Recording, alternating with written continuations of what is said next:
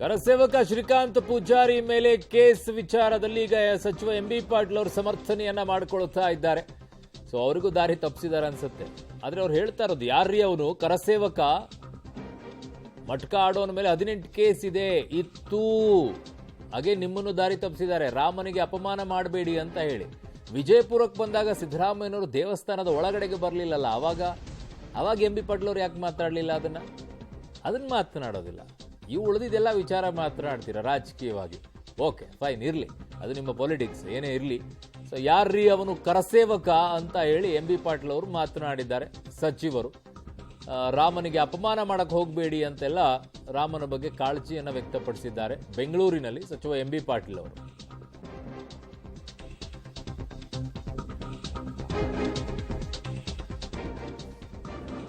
ಸಚಿವ M B Patil ಅವರು ಸಮರ್ಥನೆಯನ್ನ ಮಾಡಿಕೊಳ್ತಾ ಇದ್ದಾರೆ ಕರಸೇವಕರನ ವಿಚಾರದಲ್ಲಿ, ಶ್ರೀಕಾಂತ್ ಪೂಜಾರಿಯ ವಿಚಾರದಲ್ಲಿ.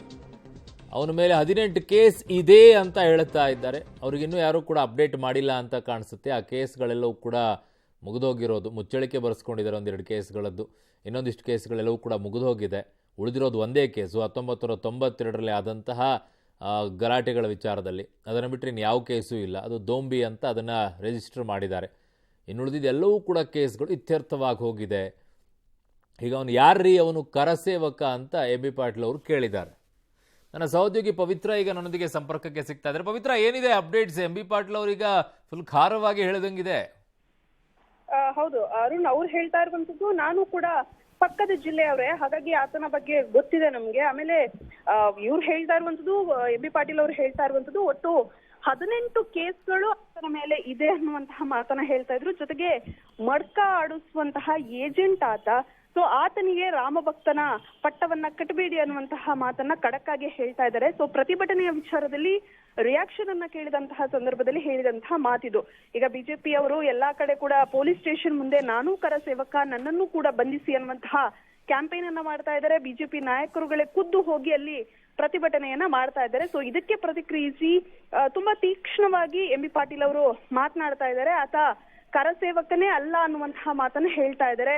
ಜೊತೆಗೆ ಮಡ್ಕ ಆಡಿ ಸಾಕಷ್ಟು ಕೇಸ್ಗಳನ್ನ ಹಾಕಿಸ್ಕೊಂಡಿರುವಂತವ್ರು, ಎಲ್ಲವೂ ಕೂಡ ಪೊಲೀಸ್ ಸ್ಟೇಷನ್ ಅಲ್ಲಿ ವಿವರಗಳು ಇದಾವೆ. ಹಾಗಾಗಿ ರಾಮ ಭಕ್ತ ಅಂತ ಹೇಳಿ ರಾಮದೇವರಿಗೆ ಅವಮಾನವನ್ನ ಮಾಡಬೇಡಿ ಅನ್ನುವಂತಹ ಮಾತನ್ನ ಎಂ ಬಿ ಪಾಟೀಲ್ ಅವರು ಹೇಳ್ತಾ ಇದ್ದಾರೆ. ಅರುಣ್, ಓಕೆ ಪವಿತ್ರ, ನಿಮ್ಮೆಲ್ಲ ಮಾಹಿತಿಗೆ ಧನ್ಯವಾದಗಳು. ಕರಸೇವಕನೇ ಅಲ್ಲ ಅಂತ ಎಂ ಬಿ ಪಾಟೀಲ್ ಅವರು ಹೇಳಿದ ಮೇಲೆ ಇನ್ನು ದೋಂಬಿ ಕೇಸ್ ಎಲ್ಲಿಂದ ಬಂತು? ಈ ಕರಸೇವಕ ನಿಜವಾಗಿ ಕರಸೇವಕ ಆಗಿದ್ದು. ನಾನು ಬಿಜಾಪುರದವನು, ಪಕ್ಕದ ಹುಬ್ಬಳ್ಳಿ ಮಗ್ಗಲ್ಕೆ ಇದೆ. ಆ ಕರಸೇವಕ ಅಂತ ಏನು ಹೇಳಿ ಇವರು ಮೊದಲು ಆಕ್ಸಿಡೆಂಟ್ ಮಾಡ್ಕೊಂಡ್ಬಿಟ್ಟಿದ್ದಾರೆ. ಈಗ ಅವ್ರಿಗೆ ಅವ್ನ ಇತಿಹಾಸ ಗೊತ್ತಿಲ್ಲ. ಅವನು ಮಟ್ಕ ಎಲ್ಲ ದಂಧೆಗಳನ್ನ ಮಾಡ್ಕೊಂಡು 18 ಕೇಸ್ ಇದಾವೆ ಅವನ ಮೇಲೆ.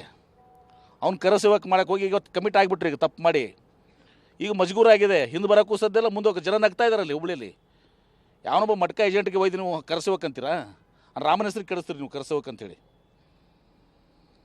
ಅಂಥ ಮಟ್ಕ ಆಡವನ್ನ, ಮಟ್ಕ ಹಾಕೋದೊಂದು 18 ಕೇಸ್ಗಳಿದ್ದವನ್ನ, ರೌಡಿ ಶೀಟರ್ನ ನೀವು ಒಯ್ದು ರಾಮ್ ಕರಸೇವಕ ಅಂದರೆ ಯಾರಿಗೆ ಅಪಮಾನ ಇದು?